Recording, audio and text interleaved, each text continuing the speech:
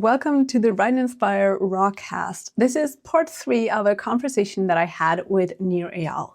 In part 1 of this conversation, we explored why beliefs matter. In part 2, Nir shared a practical framework for questioning and changing limiting beliefs. But what happens when a belief becomes part of your identity? Because there's a big difference between saying, I'm struggling with this skill, and I'm just not the kind of person who can do this. The difference is either you link it to your skills and to something you do, or you link it to your identity. And many writers tell me things like this. They say, I'm bad at left corners. I have ADHD, so I can't focus. I'm just an anxious writer, or I'll never be athletic. And the problem is that over time, they keep reinforcing their own identities and thus their limitations. In this final part of my conversation with best-selling author Nir Eyal, we explore how labels can become limits, why actually what comes after the words I am matters more than you probably realize, and why a diagnosis or a personality trait, why a fear and why self-doubt do not have to define your future. We also briefly discuss ADHD, confidence, and of course mountain biking. After all, this is a mountain biking podcast, and why the stories we tell ourselves can either become cages or maps that help us move forward. If you'd like to watch this interview as a video, you'll find the link below. So let's get going. This is part 3 of 3. Enjoy.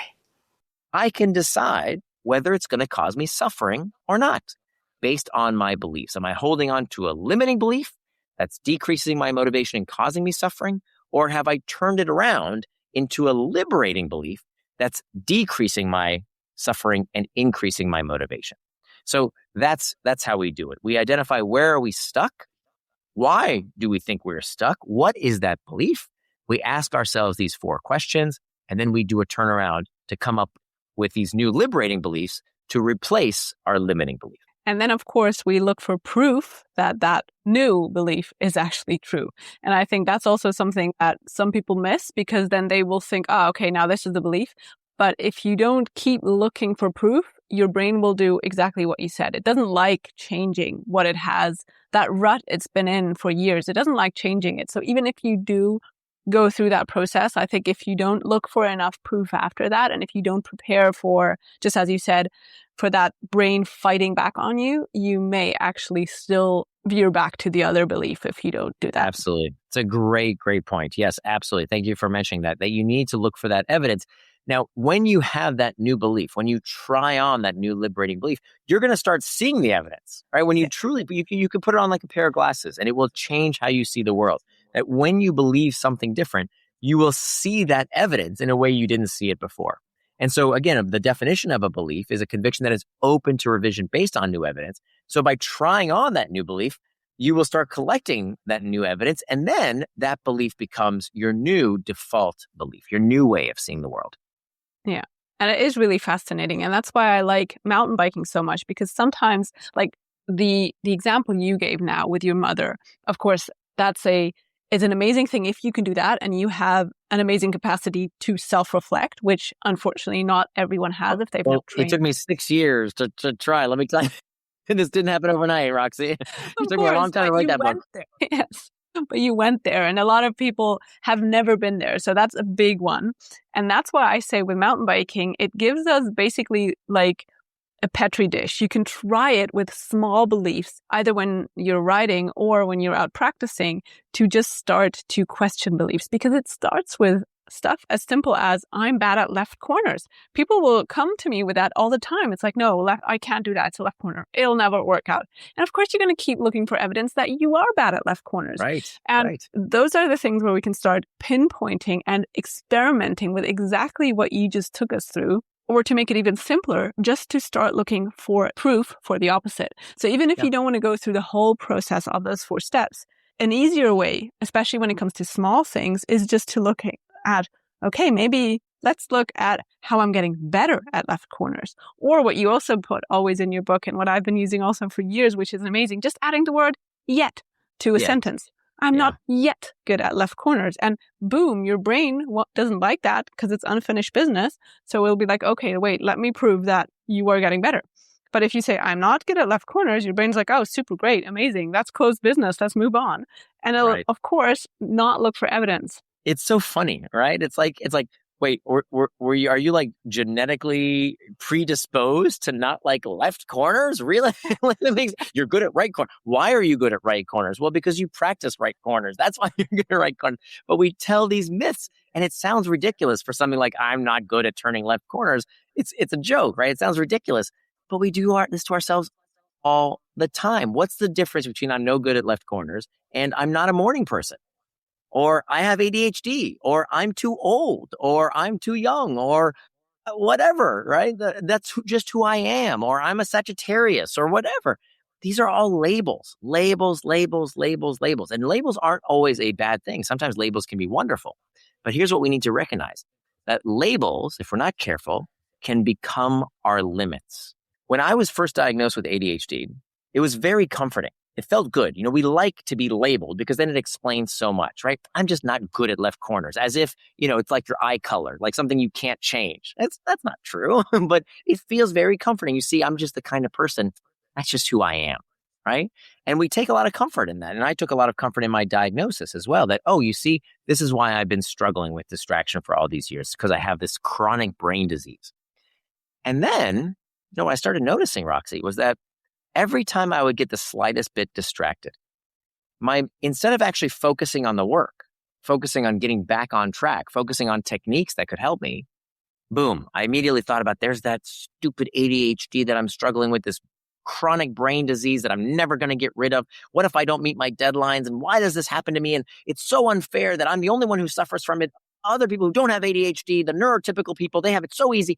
And I would go down this anxiety spiral and spend all this time thinking about this curse that I have, which made me more distracted from the thing I was actually wanting to focus on in the first place. So it became this label became my limit. It became reality the more I thought about it. Whereas now I don't say that to myself anymore. And there's a lot of research that shows that actually, there's no blood test for ADHD. There's no X-ray. You take a subjective test. They ask you, how often do you get distracted? Never, often, sometimes, always. It's a subjective test. So if I improved and said, oh, I never get distracted anymore, guess what? I don't have ADHD anymore. It's a subjective assessment. So now I don't tell myself I have a chronic brain disease. That's not what I tell myself. I tell myself I'm learning a new skill. I'm getting better. Because that's way more motivating. Now, is it true? I don't know. I'm not a doctor. I'm not a scientist. I don't have a medical degree in ADHD, but I know it serves me better. It serves me better to not tell myself I can't do left corners. I have ADHD. Therefore, I have a chronic brain disease. No, I'm learning a new skill, because a label should be like a map. Okay, it should be like a map. There's a treasure on this map, and here's where you are. And there's a path with this label, with this diagnosis. Here's how you can get better. But you're not the map, right? You are not the map. The map is not you. It's not your identity. It's a path forward, okay? So maybe you're not good at left corners yet. And so there's a path to get good at left corners, just like there was a path when you learned how to read or potty training or got good at your job or learned right corners. You learn that path based on where you currently are, right? So I think it's very, very important to constantly remind ourselves, one of the worst limiting beliefs we have is whatever comes after I am. Whatever comes after I am, be very, very careful, because our labels can become our limits. Yeah, absolutely. And I think it's interesting also with ADHD. I have a lot of students who train with me who have ADHD, who have autism, and many of them have said exactly what you said, that, for example, when they started mountain biking, they would say, oh no, I have ADHD, so I should just go ride. I shouldn't practice because I can't do that with my ADHD brain. And then they saw, or they heard from me, that other people with ADHD did it. So it's like, oh, okay, well then let me give it a try. And all of them have now reported that they are getting better at concentrating in daily life, better at also focusing on things for longer, better at controlling emotions, at outbreaks, because just as you said, your brain, you can train it. And yes, ADHD, of course, I'm not a doctor. I'm not saying it doesn't exist, but I do think that everything you have that is connected to how your brain works, that you can influence immensely with how you train your brain. And I mean, neuroscience shows it. You, as a super achieved best-selling author, if with ADHD you can do that, then we can do anything. Like, That's right. seriously. Yeah. That's exactly right. You know, I forgot to mention that, but that's true. You know, this is part of how I changed my belief set, because I said, wait a minute, I have ADHD, and yet I've written 3 best-selling books. So it's not that I have a chronic brain disease where I can't focus, I can't concentrate. You know why? Because when it's stuff I'm interested in, I can't do anything but super concentrate on it. So there's a real upside to that, right? That's probably something that I have that other people don't have if they don't have ADHD. They can't hyper focus the way I do when I'm really into a topic. So it's all about our perspective. It's all about how we shape these beliefs that filter what we think we're capable of doing. The reason I think you're probably seeing these effects of how mountain biking helps people outside of mountain biking context is because what you've done is you've liberated them from this cage they've built, right? They've decided that all training doesn't work for me because of my ADHD brain, like it's my eye color. It's not. And even if it was, how sure can you be that it's not the placebo effect? Or in this case, it would be a nocebo effect. How 100% absolutely positive can you be that it really is your ADHD brain? Or is it that you believe it's your ADHD brain? Can you tell me with 100% certainty that you know what percentage is placebo effect or nocebo effect versus the ADHD? No, you can't tell me. You can't. There's no way. There's no blood test. There's no x-ray. So why not just believe you can? Why not just believe you can? Even if it's wrong. Okay, it's not a fact. Let's say it's wrong.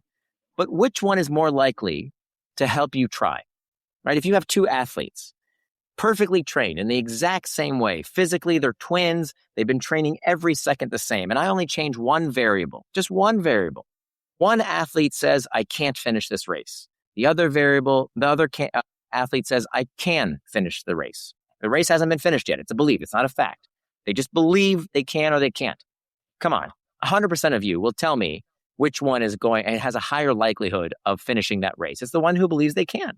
So if we have that power, if that's something we can control, why do we keep choosing wrong? You know, some of the criticism sometimes I hear from people is, you know, are you telling people just to make up their beliefs, just to believe whatever they want, to lie to themselves, to gaslight themselves? Well, I would argue you already are lying to yourself. Have you noticed, by the way we spell belief? That you can't spell belief without a lie. It's in the word. L-I-E is how you spell belief. You can't spell belief without a lie. It's in the word. So actually, it's not belief, it's be life. And be life. But the point here is, maybe it's just semantics. Maybe it doesn't matter. But I think the point here is that you're already choosing a lie. We lie to ourselves every day. Right? Yeah. We tell ourselves we can't when we probably can. So if you are already lying to yourself, why not pick the right lie? Why not pick the lie that may make you more likely to succeed? Because it's not that persistence guarantees success, right? Even when you persist, sometimes you'll still fail. But quitting guarantees failure. And so that turns out to be the number one determinant of whether you will achieve your long-term goals. It's not intelligence. It's not skill. It's not resources even. All those things are nice. But the number one determinant of who will succeed at a goal long-term is whether or not you quit. And whether or not you quit is highly, highly informed by what you believe. Yeah. Here's one question that, especially in the mountain bike realm, comes a lot. Because I'm a graduate mental trainer, so I work with riders who come with fears or also past traumas. A lot of them will say, okay, it's just my mind. I have this mental block, so I want to jump this drop. It's, I don't know, 20 foot. And I just need to believe in myself. And that's where I will actually say, okay, no, we need to work on the skills too. Yes, we need to work on the mental strength and the mental fitness, but we also need to work on the skills. Because if they believe that and they huck down, and even if they pray, they're not going to make it into the landing, not in one piece. How would you talk to someone to distinguish exactly that? What is a limiting belief in a healthy way? And when is it a liberating belief? How do you do that? It goes back to the definition of the word, right? That belief is not faith. Faith is a conviction that does not require evidence. So believing I can make that jump when you have no evidence, that's just faith. Okay, you're just convinced without evidence. However, belief is a conviction that is open to revision based on new evidence. So the way we change our minds is slowly. right? It's through these small steps. It's by proving, oh, wait a minute, okay, I can do this. Just the same way you learned to ride a bike for the very first time. You had your training wheels, and then you took them off, and then your parents or somebody helped you, and you say, oh wow, look, I did it for a couple seconds, and then you tried again, you did it for longer, and then you could go around the block, and then you could run a race, and now you can do jumps. So it's providing that evidence that you can persist, that you can keep going, that you can do more than you believe you can. So we always want that evidence. I find the people I work with are not the people who are getting ahead of themselves in their beliefs. It's not that they need more limiting beliefs. You do find that, of course. You find people who are too ambitious in some areas of their life and maybe limiting in other areas of their life. But what I really try and work with people on are these beliefs. This is what I have struggled with my life. Is I'm not good enough. I'm not ready. Who do I think I am? This is too difficult. This hurts. It's painful. That's the kind of stuff that I'm really trying to liberate people from, because that is, I think, the majority of why we suffer in the world these days, whether it's, not meeting my personal goals, the things that I know I can do that I'm not doing for myself, even when I know exactly what to do, right? Who doesn't know that we need to exercise and eat right? We know that, but why don't we do it, right? Whether it's personal relationships like the ones with my mom, or even geopolitical conflicts, right? Why do we fight with each other? It's just because of these difference of beliefs that, too many people think that their faith is a fact, and they don't have the intellectual humility to admit that, your faith might be different from somebody else's faith because you're not looking at the evidence. And so we get into all kinds of conflicts based on our faith, and all kinds of faith, not just religious faith, political faiths, all kinds of faiths that do not require evidence. And that too many of us think that what we believe is a fact is nothing more than a belief, that it's a conviction that should be open to revision based on new evidence. I agree so much on so many levels to this. And I wish people like you would rule the world. Careful. I'm not ready for that. No, thanks. That's a belief. Yeah, that's true. That's true. Yeah. One last question before we close this, and it's more of a personal question. And that is, you're a speaker, you're an author, you're a teacher, you're a counselor, but which one do you think you are in your heart if you had to decide? Or is it something entirely different? Yeah, I'm a student. I have given up the days of trying to change people's minds. That's a question I get a lot, actually. How do I change someone else's belief? And I think that feeling responsible for changing someone else's limiting belief, that was causing me suffering. So I don't try and do that anymore. Now I do share what's worked for me, right? And that's very cathartic for me, and it helps me because I constantly have to remind myself, right? Like, again, my brain is also constantly pulling me into passivity, constantly trying to get me to adopt my old limiting beliefs. So I have to read this book every once in a while as well, because that's your default state. And I wrote this book for me more than anyone else. I needed this.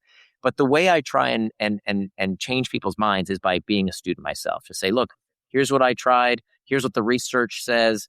And it worked for me, and some stuff doesn't work, and I don't recommend it. Like, for example, manifesting. I am on a mission to stop people from manifesting because the research shows not only does it not work, it's harmful. It makes you less likely to achieve your long-term goals, and it gets you to believe that you're not going to be happy. You're not going to stop suffering unless you have some kind of thing happen to you. I'm not going to be happy until I'm rich. I'm not going to be happy until I find love. I'm not going to stop suffering until I get this thing. And so it trains your brain to always need more, as opposed to realizing, wait a minute, I don't have to suffer, right? I don't need something to change for me to stop suffering, because suffering is up here, right? Suffering is in the mind. It's not objective truth. It's perception. It's belief. And so that's where I try and come from, is a position of, here's what I've learned. It's helped me. If it helps you as well, fantastic. Also agree on that to so many levels, because I always say the day I stop learning is the day I die. Learning is the most beautiful Amen. thing in life. My love language is when someone can change my mind. I love it. I didn't used to like it. I used to take offense. In society, I was kind of taught that if someone disagrees with you, that's rude.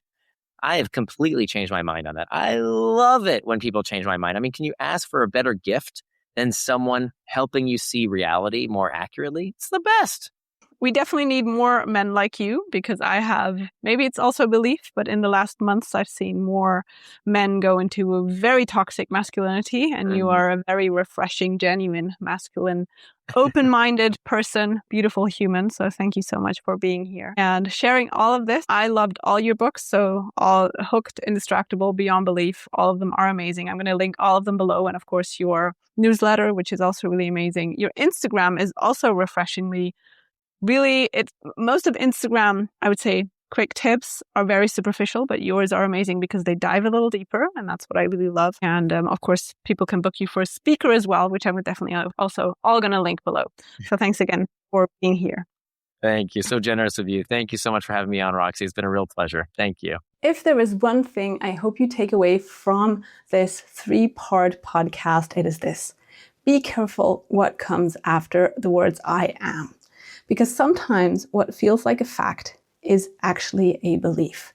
And thus it's a story we've been telling ourselves, but it's not the truth. It's a story you've repeated so often that it feels true, but it's not really. Remember episode 1.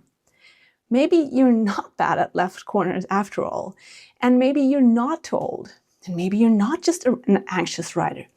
Maybe you're simply learning a new skill, and that means you have to suck at it in the beginning. You have to be bad at it in the beginning, otherwise you're not learning new skills.